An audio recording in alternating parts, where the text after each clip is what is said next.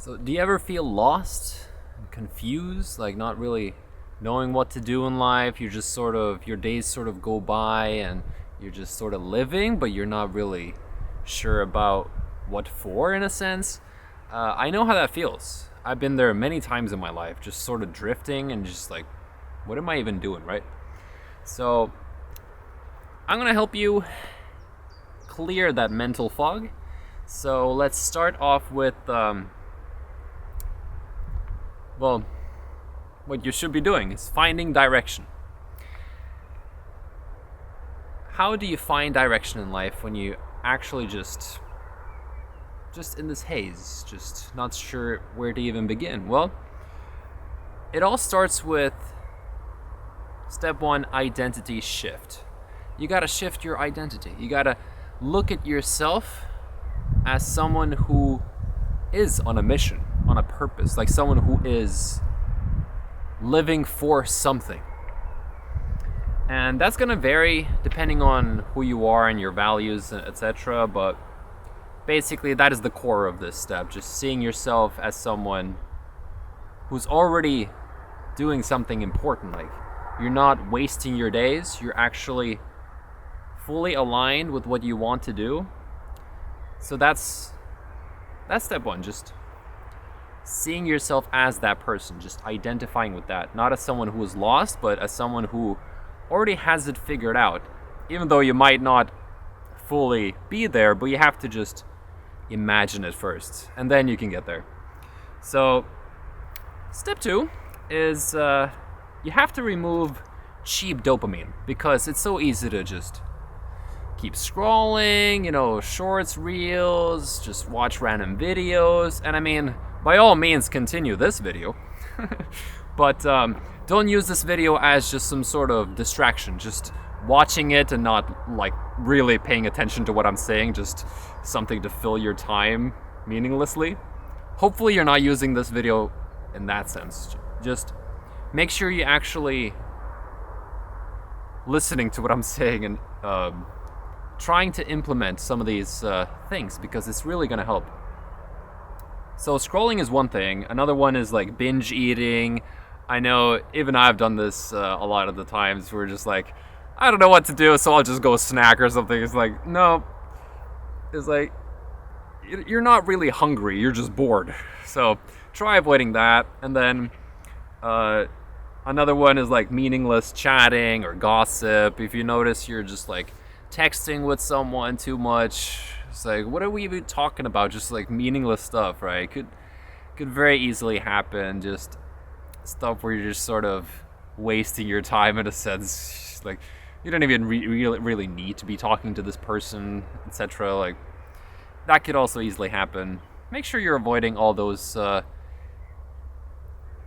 ways where you're spending your time not really in a productive manner. Which leads me to step number 3, to create. Be a creator, not a consumer. Well, there's a nuance with this, because you have to consume some things to have some creative ideas to go by.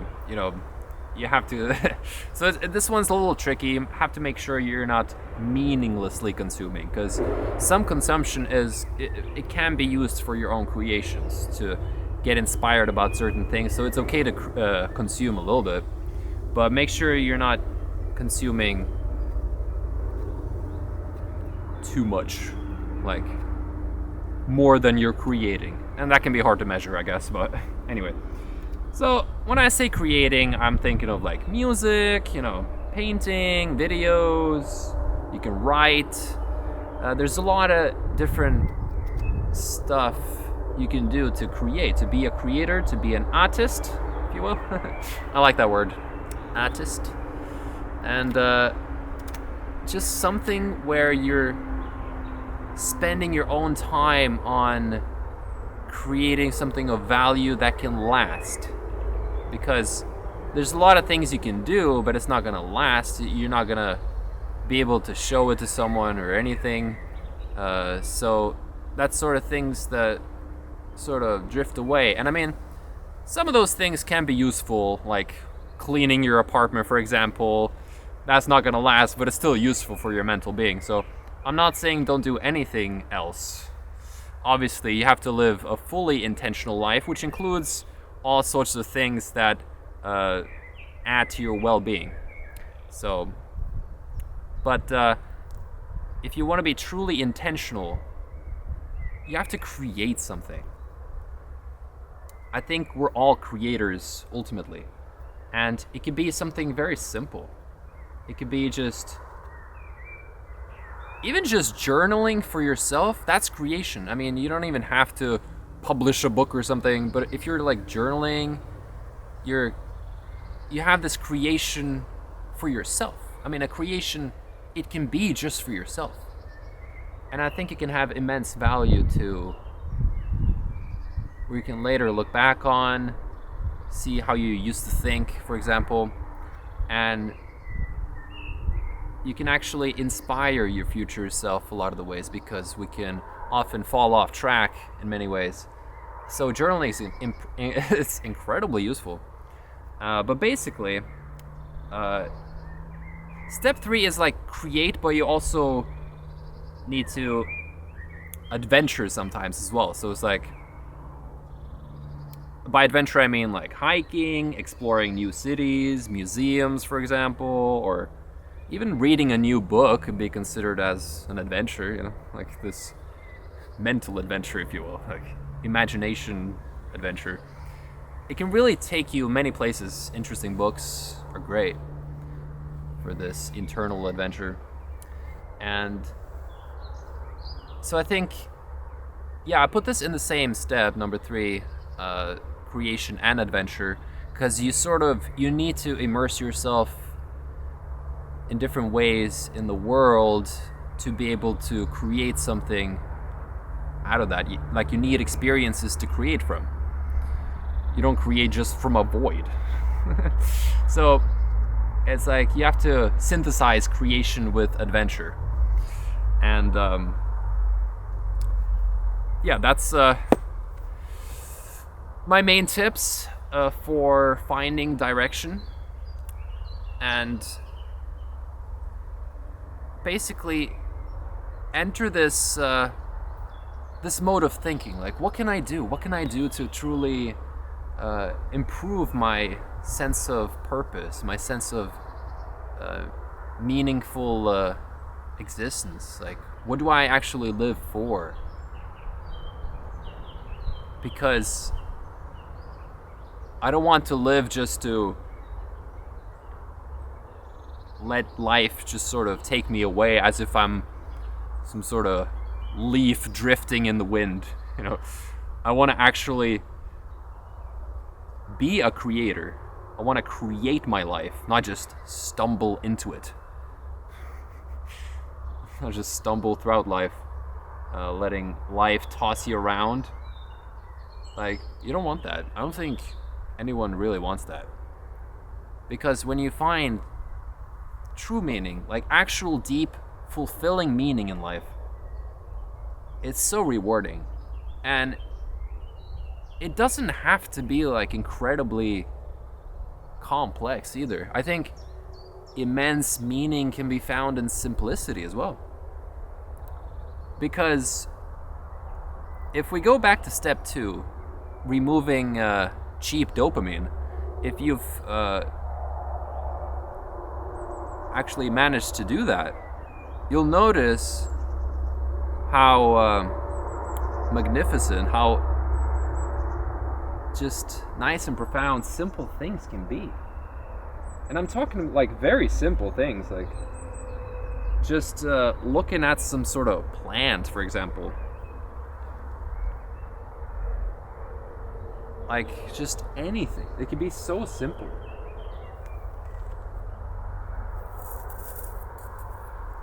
Like a random stick, you know? This used to be a plant. Now it's very dry, and I don't even know what sort of plant it was. But it's just a stick. You know, most people would be like, well, what's so profound about this? Well, it depends who you ask, right? But This can tell you so much. And actually, by looking at it now, it has thorns. Ow. So I can figure out what this used to be. It was probably one of these. Has the same type of thorns.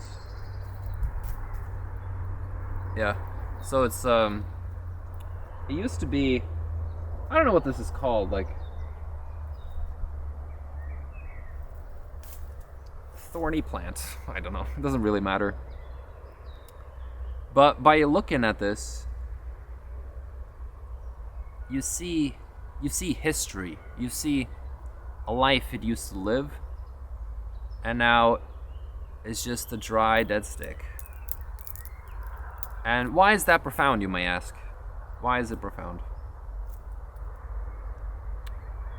It's profound because you're present with something. You're present with some part of life. Or death now, I guess. But you're thinking about the past when it used to live.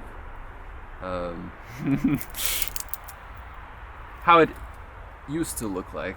And now I've snapped it into 4 pieces. Basically, it makes you think, it makes you immerse yourself deeper with life. And that's where meaning is found. That's purpose. Being able to contemplate life a bit deeper than surface level. Oh, there's a war in Iran. Breaking news. These surface level things most people think about on a daily basis. It's so shallow. Like, let's be honest here. Like, oh, this person won an Oscar. It's like, God, what are we doing? What are we doing with our lives? Find meaning, guys. Find meaning. I highly recommend it, and I wish this for as many people as possible. It just comes down to being present with what's around you, and present with how you spend your time. Where do you place your attention? It ultimately comes back to your attention. We gotta be honest with ourselves. How are we using our attention? Where does it go? When we wake up, sure, we eat like breakfast and wash ourselves and whatnot, but like, what do we do after that? Many of us go to work, etc. But what do we do in our free time? What do we do when we've done everything we need to do? Obligations or whatever you want to call it. After we've done all that, every one of us, we have some free time. Some time where we don't have to be doing something. We have to be honest with ourselves and really be aware of